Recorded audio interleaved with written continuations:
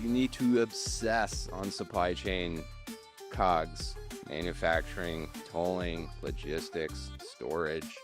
If you do not obsess on that, you will not get your COGS to a point such that you can enter channels like Club and succeed within channels like Club. You find a category that's huge, you find one that has a lot of competition, and you find one with the right margin profile to succeed, lightweight, etc., and easy to ship.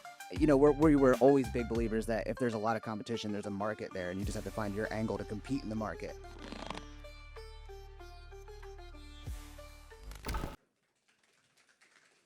They'll do a proper introduction, I promise. What's up, Nick? Hi, buddy. Good to see you. Yeah, you too. Good to see you. Well, we're in your neck of the woods. Yeah. Absolutely. What brands are you guys building right now? I'll start with you. What are you building? So right now I'm running Javvy Coffee. Okay. We're more or less a functional coffee brand, really trying to deliver like your quintessential Starbucks experience at home in a better for you format. And yeah, we are trying to be everywhere right now. You shared with me in text. Are you comfortable sharing what you did last year? Yeah. So last year, like revenue. Yeah. Last year we're about 9 figures. This year, well past the initial 9 figures mark, and we're about 4 years in. Okay. Same with Will. Can you please introduce yourself? Sure. Will Nitze, founder and CEO at IQBAR. We make protein bars. We also make hydration mixes and coffee, although protein bars are our hero product line. Very much omni-channel. DTC is actually only 10% of our business. Still sizable, but are you comfortable sharing what you shared with me too? So actually quite similar. We're, I think, tracking to like 125, 130 net revenue, but we did 59 million in revenue last year. So I think our CAGR is a cool stat I pulled the other day. Our CAGR over the last 7 years is north of 100%. So we grow very That's fast. crazy. That's first off, thank you for sharing both these numbers because not many people are comfortable doing this. And the theme of this is all channels or no channels. We are on all channels, including retail. And I think as you continue to grow, especially brands are in this like, hey, we know digital, we're comfortable there. When is it time to go into retail? The difference is you're not fully in retail yet. You are heavily or more heavy in retail, but you're going in the digital side. So I want to start with you starting more digital because you are a digital guy. And then I want to go to like, why is it taking you this long to get into the other channels? Yeah, no, that's a good question. And I think the biggest thing is when we started the company, we started with a coffee concentrate, and the coffee concentrate market was declining in retail. And if anyone knows retail really well, you have one shot to kind of knock it out of the park, and otherwise it's going to be extremely difficult to get back in and be successful. So I had a company before Javvy. It was called Shine Armor, and we hit 15,000 retail doors our first year in retail and crushed it. And what we learned from that was the doors that didn't move, we were never welcome back in, and the ones that did move, we had just an overwhelming amount of support to keep growing those channels. So with Javvy, we looked at it as we need to grow the channel and this coffee format first, and like make sure that it has like an actual place to live. And once we've kind of built that out online, then, now we see an opportunity to move it into retail. But I think like a big thing we look at is the brand keywords on Amazon, just like a good indicator, are bigger than the category itself. So like Javvy cold brew or Javvy coffee concentrate is bigger than coffee concentrate keyword itself. This is the benefit of being digital first. It is. But then the downside is like, we want to go into a retail market that's established, right? We don't necessarily want to be the ones building the market. I mean, we can, but it's just more costly. And so really over the last year or so, we've built up our protein coffee product, and that we're starting to see the protein coffee category itself grow, and we can kind of tap into it and not necessarily be the ones investing to grow the category. Shout out Super Coffee. Thanks for the work your day, market. Yeah. Well, the interesting thing is now, because we're experiencing, because we're so heavy in digital, the retailers are like, awesome, like we would love for you to continue to push us. You're not large on relative to the size you're already at. You're still pushing heavier into the digital space. Was that a thing when you just went pure retail first at the beginning? Why not digital? Well, we're actually digital first. We just so happen to be on an absolute heater in retail over the last couple of years. So we were 55, 45% digital to to brick and mortar last year, and then it'll flip for the first year this year, retail being a predominantly revenue share. Why do you think? Why do you think? I say this a lot, like with retail, you could go do the onesie twosies, 10 store chains and string it together and have a sales team of 10 people or a bunch of feet on the street, or you can go narrow and extremely deep. And we went narrow and extremely deep with a few retailers. And the clip at which you can scale within certain retailers is like astounding, or at least it's been astounding to me. And you can guess which ones they are, right? So I buy your product in Costco. Yeah. That's Costco's so I get it. prime example. Our Costco business in year one was 5 million, year two is 20 million, and this year will be 50 million. So it just scales so much faster than everything else. Why? Like how? What? Like how did that become a thing? Oh man, if I could give you a glib answer, everyone would do it. But it's like, well, that's why you're on it's stage. a combination. I would say price is the most underappreciated aspect of it. We all, like, people for whatever reason want to be premium, and everyone wants to figure out how to charge more money for products. Like, I spend all day trying to think about how to charge less money for my products. And so there just is a ceiling to the price point such that you can just get into the door in club. We also sell in Sam's and BJ's, both great accounts. But there just is a ceiling for your category. And if you can't make the unit economics work, like, it's not going to work. So this is another thing I mention a lot. Like, you need to obsess on supply chain COGS, manufacturing, tolling, logistics, storage. If you do not obsess on that, you will not get your COGS to a point such that you can enter channels like club and succeed within channels like club. Do you naturally default there, or do you naturally default towards marketing and growth? I know my wife is way smarter than I am on e-com. She runs our e-com businesses, I don't know, 50 million or something like that this year. But so it's not a small business, but no, I'm more so on the retail side / product / whatever. This is why you tweet and freak out when cocoa's too expensive and tariffs start to hit you? Oh, dude, it's not just cocoa, it's coca. Pre-tariff, coffee was going nuts, cocoa is going nuts. I've lived like these. When you're buying, we buy all our own stuff. Like, I buy millions of pounds of almonds, I buy millions of pounds of chocolate, and so when these spot prices move, like, I feel it. And also you have to play macroeconomist because we actually contract on agricultural products. So we contracted on millions of pounds of almonds this year, right? You're making a bet that the price is going to go up, and it's like, you hold your breath, and sometimes you get it right, sometimes you don't. But certainty is why you do that. You know what your main input costs are going to be. When you go, I'll stick with you and I'll go back to Brand on this. D2C helps with product launches or testing the market, whether you could go into retail with. Is there a unique strategy that you use to test products before you go to the big box retailers? Go like, yo, this is moving on .com. I think you should give it a go. Not really. I would say Javvy is way more innovative than we are. We look at, we only want to play in big, fast growth. We actually have a long checklist of categories we're willing to play in. It has to be shelf stable. It has to be light. It has to be a favorable dimension to price point ratio. The category has to be growing at a good clip. Actually, we don't care how competitive it is. It's probably going to be very competitive. That's like irrelevant to us. Okay. We have to think we can come in at a value to market leaders, and it has to work omni-channel. There's other stuff too, but those are the big ones. And then the last one, which is arguably the most important, is it has to be coherent across like the ethos of the brand. So we're a brain and body nutrition company, so it has to be relevant to brain and body, right? So satiation, caffeination, hydration, all relevant to brain and body. I would say we would have permission to go into sleep too, right? Also super relevant for brain and body. We just haven't yet. And then you're also bumping up against the whole thing of like focus. And then a lot of people would be like, well, why the hell wouldn't you just keep scaling? Like, do the AG1 model, have fewer SKUs, scale it to the moon.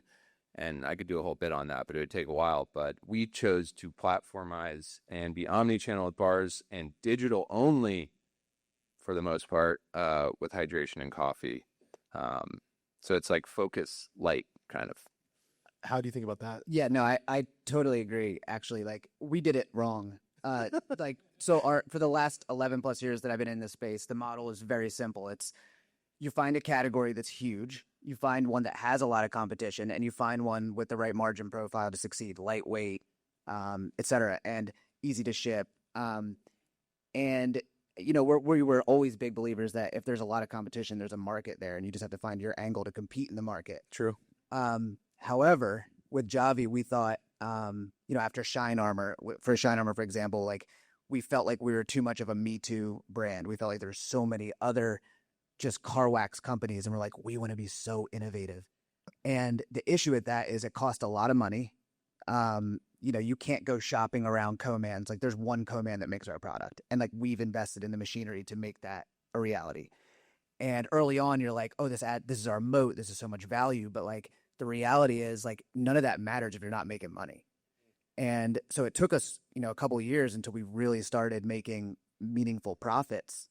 And, you know, I look back on it and I say like, we shouldn't have skipped the original thesis that made us successful all the years, which is you find a winning market and you find your right to compete in that market.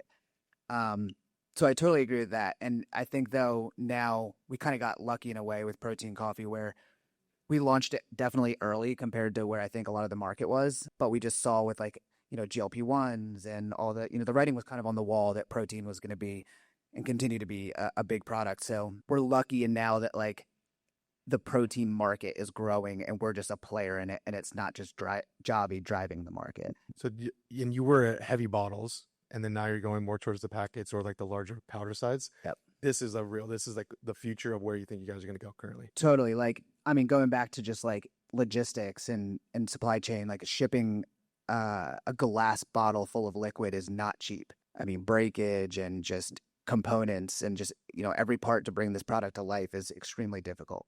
And again, early on, we're like, oh, this is such a great moat. But the reality is it's like, there's a reason why no one else wants to do it, you know? Okay. Is there any channels that you're like, I don't have any interest in running on this digitally? And then is there any doors that you're like, I don't think we belong there? Yeah, I think like everything sounds attractive out the gate. And you see, as you start growing, you're like, there's so much opportunity. And then you're like, we only have so much bandwidth. So, for example, food service sounded really interesting for us. We're like, oh, offices and co-working spaces. Like, this is such a great opportunity to put our product. But you really need people and people's attention and focus and like goals oriented to these specific things to actually bring it to life and like make money. Like, I'm sure we can get distribution in offices, and I'm sure we can get distribution in, I don't know, other food service channels. But like, at the end of the day, there's a lot that we look at. So it goes deeper than that. Because, for example, we're looking at obviously someday down the line getting acquired, right? Yeah. And acquirers want sticky revenue. And the stickiest revenue is retail, as I'm sure Will can attest to. D2C, you know, would fall below that in terms of how sticky the revenue is and how valuable the revenue is. Food service is the lowest kind of on the chain. With COVID, for example, it wiped out a large portion of food service businesses. So for us, we said, and this is what you're learning from them telling you, like, sort of issue value. Okay. Exactly. So we're like, we're backing into it, right? And we're learning like, where is the best place to put the smartest people on our team to grow the business distribution wise? Sure. So from a digital standpoint, we're okay with being everywhere. We have a really solid team that can play in really any channel. But outside of the digital landscape, we're super specific about where we want to be. So we're launching Sprouts first to hit our natural checkbox, and then Target end of summer to hit, you know, the bigger player. Okay. When you think about the channels or the doors that you don't want to necessarily be in, we might think of it just because we like, I want to spend on Meta and I don't want to spend on AppLovin, or I want to spend on AppLovin and I don't want to spend on Meta. Other actual retailers and doors, you're like, I just can't give you my product. Like, you're not going to touch it. No. I would sell anywhere. I would sell anywhere. I would sell here. Yeah. No, I think people discount. Again, I'm a value player though, right? I'm not precious about our brand, and I play in a category where you can have a reputable brands sell anywhere, right? Like I would sell to, I was just looking at Dollar Tree the other day, and people might be really precious about that. Oh, the Dollar Channel. It's like, True. no, hell yeah, I'd sell there. If the unit economics work, and I actually think they would. Another thing is price pack architecture and changing your SKUs for specific channels and even specific retailers, right? So this is another beautiful thing about bars is it's super rearrangeable from a SKU count, from a SKU standpoint, but across count, across variety pack versus single flavor, like yada yada yada, right? So we have a Costco pack, we have a separate BJ's and Sam's pack, we have a separate pack that we sell online, so on and so forth. So the trade-off, of course, is operational complexity. So this is why I say you have to be excellent operationally to make all of this work. You have to have, I mean, our kitting operation, kitting meaning taking units and putting it in boxes, is like, I don't know, 70 million units a year. Like, it's insanely big, right? So you have to be really, really good at kitting and do it really cheaply to even be able to fulfill certain channels and certain retailers. So again, like, prioritize properly, get your house in order operationally such that you can even sell into Dollar Tree, right? Most people, they might say, yeah, I would, but I literally can't. Like, it doesn't pencil out. Well, there's your first problem. Make it pencil out. But I guess long-winded way of saying no, I would sell everywhere. You had products talk about some channels get some products, other channels don't. We tried something similar, and we don't know if we executed it correctly because some SKUs can be found on Amazon, some SKUs can be found on TikTok, some SKUs can be found on our .com. And now we're realizing like we probably should have innovation specific to channel development. Do you think about it on that level of I have these new products coming, that's just D2C. I have these new products coming, that's just club, and then another thought process through that. Is that granular? And then talk me through it. I'm coming to you with this after. There's multiple ways to think about it. Number one is like channel conflict, right? Once you get omni-channel, you start running into a lot of problems. Retailer A is like, why are you priced lower than retailer B, right? So you will actually make the operational trade-off such that you have different packs such that you circumvent that problem. The second consideration is what the consumer wants. That is what really the only thing that matters at the end of the day, right? So you need to do like an in-depth analysis on your channel, whether it's digital or brick and mortar, of what is the price, like for me, what is our X-Bar selling at? What is Cliff Bar selling at? What is Kind Bar selling at? What's their pack count? Is it a variety? If it is a variety, is it 3 flavors or 2 flavors? Like, you have to do all of that because that's working backwards from what the consumer actually wants. And the Costco consumer wants something different from the Erewhon consumer, right? So you'd be silly to sell them the same thing to both of them. So that's how I think about it. Thoughts on this? Yeah, no, I agree. Just like going back to like having your house in order, like, I mean, just a like super easy example is if we don't kit properly and we don't get things into FBT, right? Like everyone's all about TikTok Shop right now. And if we want to have FTP? Like fulfilled by TikTok. Okay. And if we want, so for example, like, you know, the ROAS that we're running at today, we're like super excited about, like it's great. But if we find out that we've sold out on FBT and we're now running straight from, you know, our 3PL, we're actually losing $3 an order just from not shipping out of FBT. So having kitting and everything set up in-house first before moving into other channels, like, you just don't understand you have leaky buckets unless you're set up, you know, perfectly from the get-go. Is there anything in-house that you like, I'm not outsourcing any of this, from the marketing to the product development, from the branding to, and even just like food science? Do you guys keep any of this in-house, most of this in-house? We're 100% in-house for absolutely everything that we run. Wow. Like performance market. I think the big thing is our background, like Justin, my partner, you know, you've known us for a long time. We've started in internet marketing, moved into Amazon, had success on Amazon, moved into Shopify, and have just learned every aspect of the business. And we find that we just have so much more control, and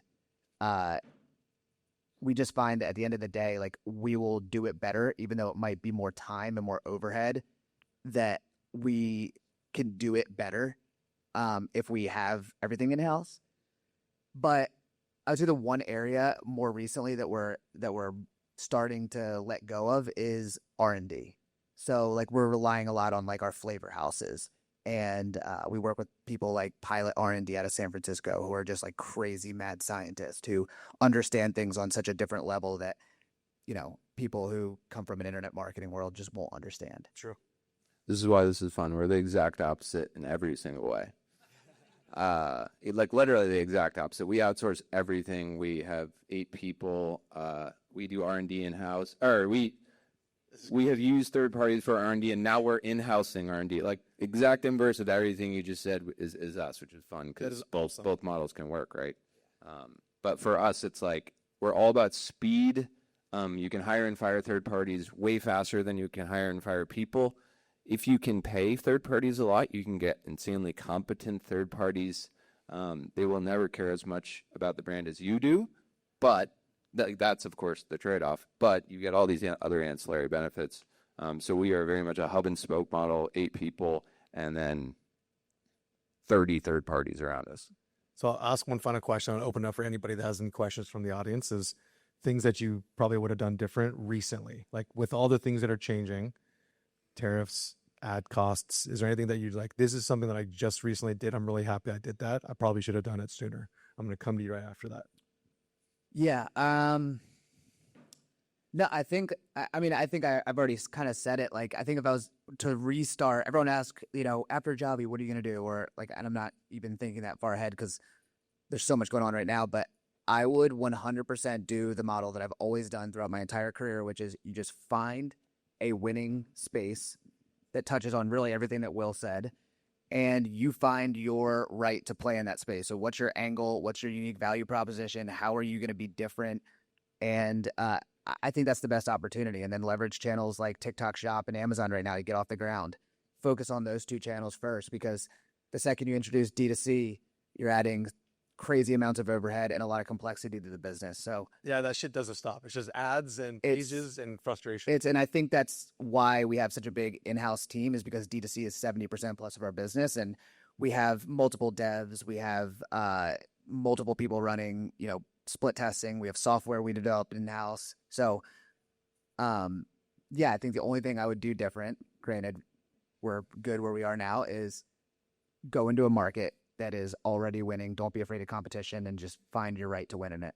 And so before Will jumps in, I will say anybody claiming that they do Javvy's ads is full of shit. Anybody claiming that you can get it on a template is full of shit. I will say something, Nick, though. There's a retention guy in here who we work with. It was your connection. True. So wherever he is, he's awesome. Brian, there's the only one. Yeah, that is the one that is validated. But I'll say these guys get plastered everywhere for the stuff that you do. And like, you've been a good man in my life, and I appreciate you sharing this. I'm super supportive of it. I have so much of your product still sitting there that I have to drink the concentrate. Don't drink it by itself.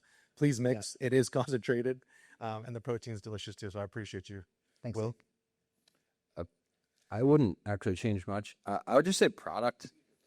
Everyone talks about everything other than product, which I think is insane because product's the only thing that matters ultimately. So I think people nerd out on everything around product, and they should nerd out way harder on product because every other metric improves when your product improves. If you have a choice between improving your product by 5% or doing 50 other things, you always choose the former, which I learned ultimately, but I guess I wish I learned that sooner. I feel that. Any questions from the audience? Want to rip some questions at them? Let's go. Connor, coming to you. Coming to you next. Yo. Just talking. Oh yeah. For you, Will. So from like 59 million to like 125 million, like predicting that as like the run rate. What were like the biggest changes this year? Like, was it just a few massive retail contract scaling or something, or kind of what's like the massive change that's changed this year? Very little. Like it was way harder to go from 12 to 27 million than it was from 27 to 59. Because we play in really, really, really scalable channels, Amazon on the digital side, and then Walmart, Target, Costco, Sam's, BJ's, etc. On the brick and mortar side, and they're just so scalable. And again, we have so many third parties around us, and those third parties are so scalable. We don't hire new people. We hired one net new person for every like 30 million in revenue. So it's just very scalable. That's why I like the hub and spoke model. But no, it's like doing more of the same, which is not a very interesting answer. But once you find the right channels and find product market fit within those, that really is all it takes to double, triple, quadruple your business is leaning in harder, more end caps, more TPRs, like more of the same. If you have a good product with good repeat rate, and then time, and then patience. Over to the right. This question is for Will. Actually, two questions. Getting into retail, or for both of you, getting into retail, did you guys ever use manufacturers' reps to speed up the process, or did you just bang on the door to kind of get your way in? And then second question, with the digital first strategy, how much did that play into pricing when you got into the retailers to help drive traffic to the store? Did that help you get in there better and protect your price a little bit, even though I know, Will, you said you always try to go low as possible, but with the digital first strategy, being able to drive consumers to the retail store, did that help protect your price at all? Great questions, by the way. Thanks. We don't really try to drive people to the store so much. I mean, we do a bit, but it's around the margins. I think this is like a misunderstood thing. Everyone's like, let me geofence ads around this region. It's like, no, like that's the ROI on that relative to in-store activities is bad. But building a digital-first brand is the most helpful thing to get retail.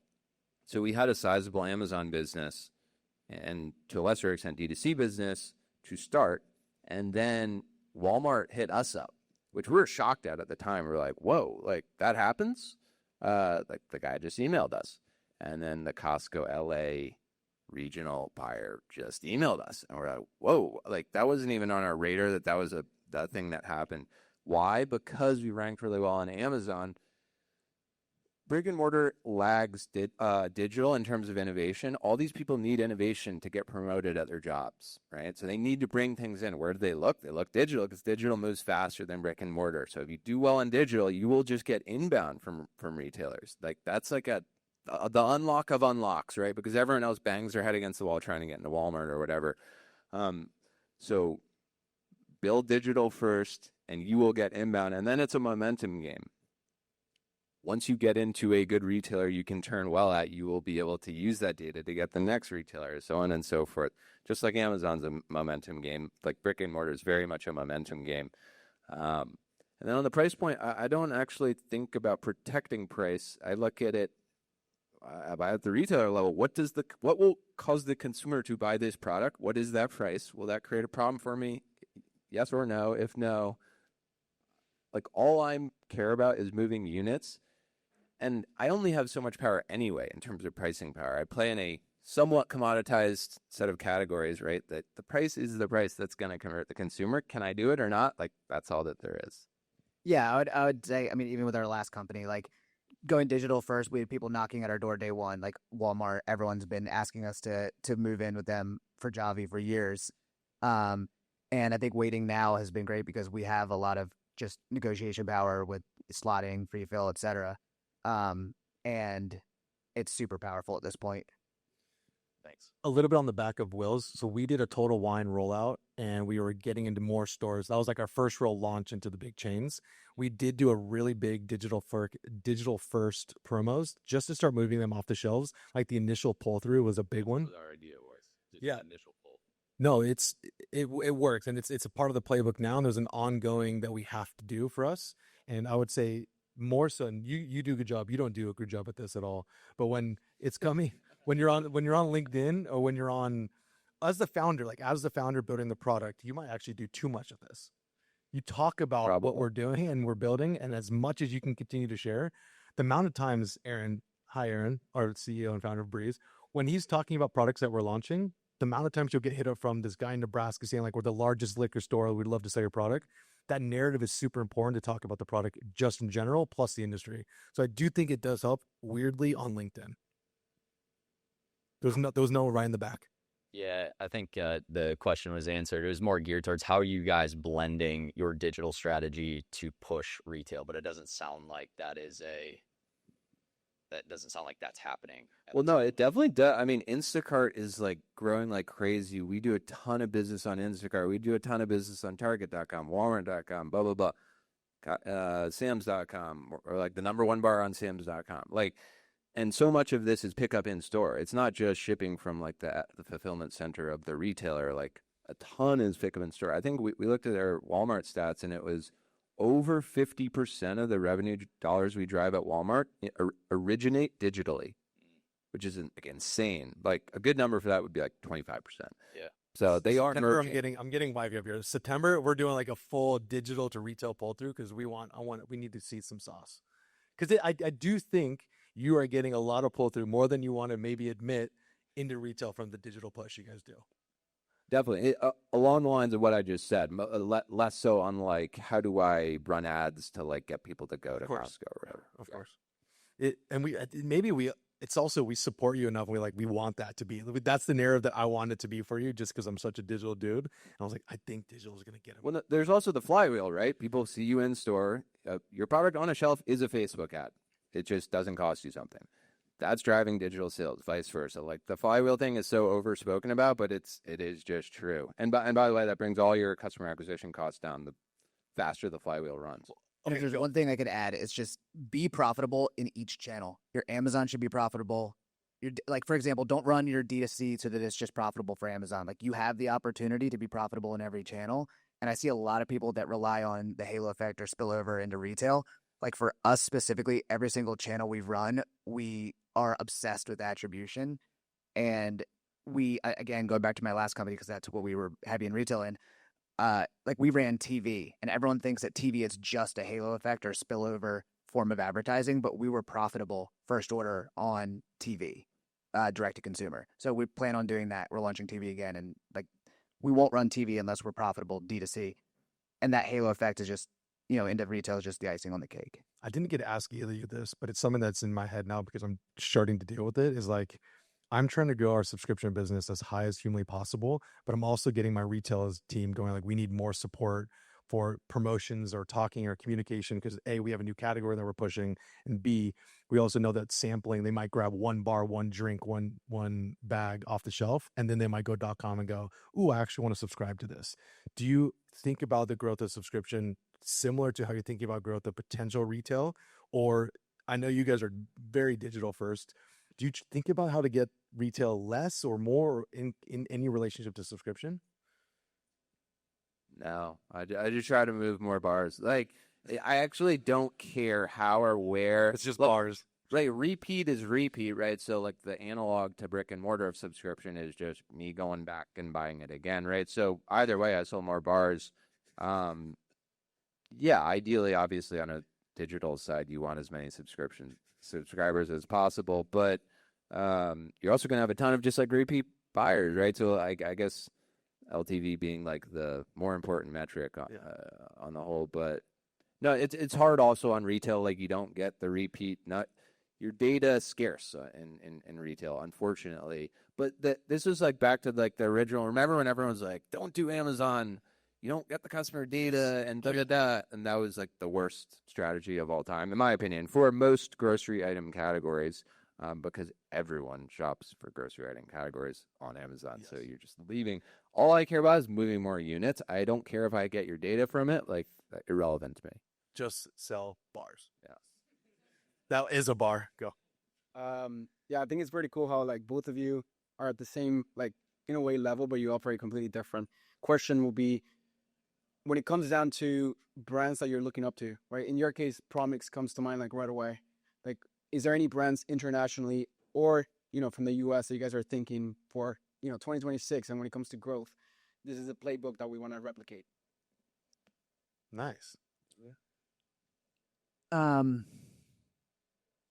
No, I mean, I think the landscape changes so much that, like, for example, like what acquirers are looking at or how someone grew today is 10 times different than it was before. Like, for example, I think if you look back to like Pura Vida bracelets and Movement watches, like they came out, and Gymshark, they came out of this Instagram organic era, right?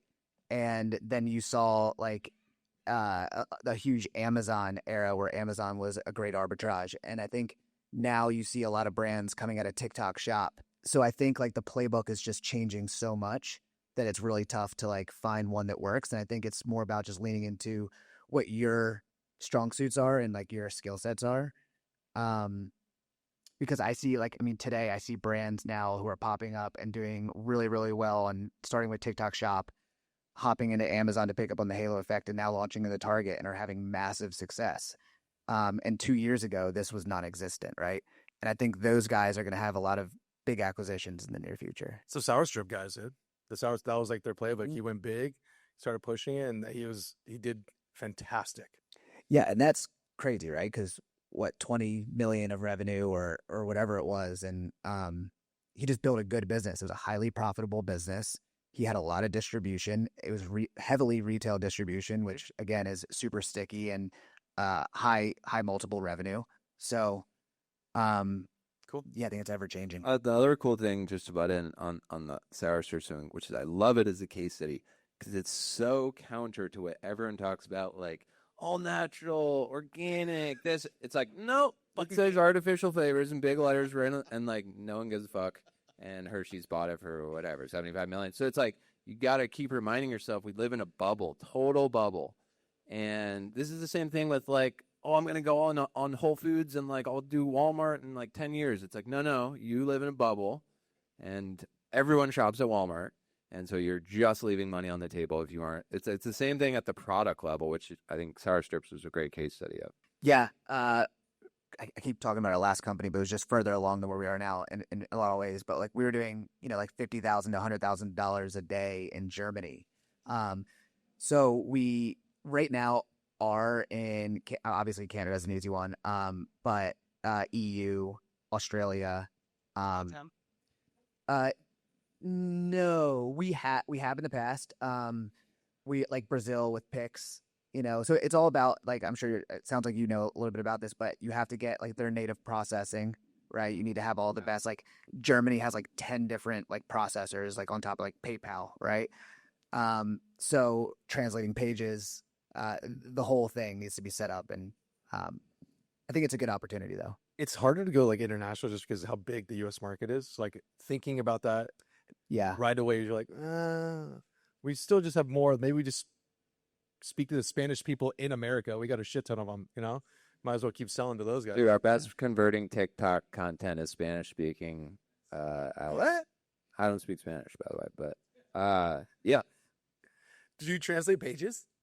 Or are you just still just like Spanish ads? Dude, just work with Spanish speaking affiliates who like all their content's in Spanish and it just absolutely crushes. That's kind of we do too. That's pretty saucy. In the American market, right? Yeah, we are too. Go into like Mexico and Yep. But to your point, that it's not just translating the pages. It's like it's understanding how it operates over there. Yeah. Costco King in Latin America. That's the problem. Yeah, I mean, go to dailyvirals.com and like look at all the top videos, and you'll see like it's just covered with Spanish speaking to US market. I got one final question right here. Yeah, definitely. Hey, Will, you were talking about putting a lot of money and effort into product improvement and putting it all on that way.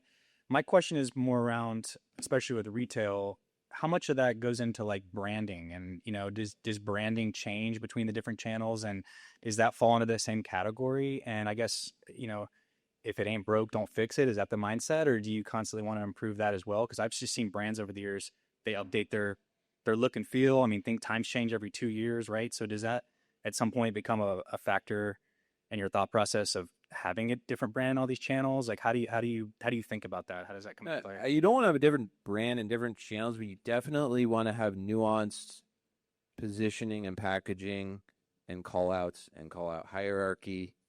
And by the way, this isn't even necessarily channel relevant. It might be time relevant. So like our first big step change in growth was keto. And then a bunch of people put keto in their trademark and they all died, right? And we grew a ton because of keto, and then keto died. But we kept growing through it because we positioned, like, we had what I call a big trend surface area. So yes, we were keto, but we're also high protein, and we're also low sugar, and we're also clean label, and blah, blah, blah, blah. So we fundamentally changed our call-outs and call-out hierarchy. And that does, in a nuanced way, it's subtly different from retailer to retailer. It's more than subtly different from brick and mortar to digital. But more broadly, like no one knows who your brand is. I think we all get very precious about our brand. No one knows who you are, and they won't know who you are in 5 years either. So you need to win with a consumer who has no freaking clue who your brand is. I say often too, like protein's a bigger brand than like Chomps, for example. And Chomps is a big brand, but protein's a bigger brand, right? The value prop, the call out, the benefit to the consumer is actually bigger than the brand itself. So you need to figure out how to win based on your product attributes and value props at retail. Price point's another one, by the way. When that person has no idea who you are and still get them to put it in the cart. Will, Brandon, gentlemen, thank you very much.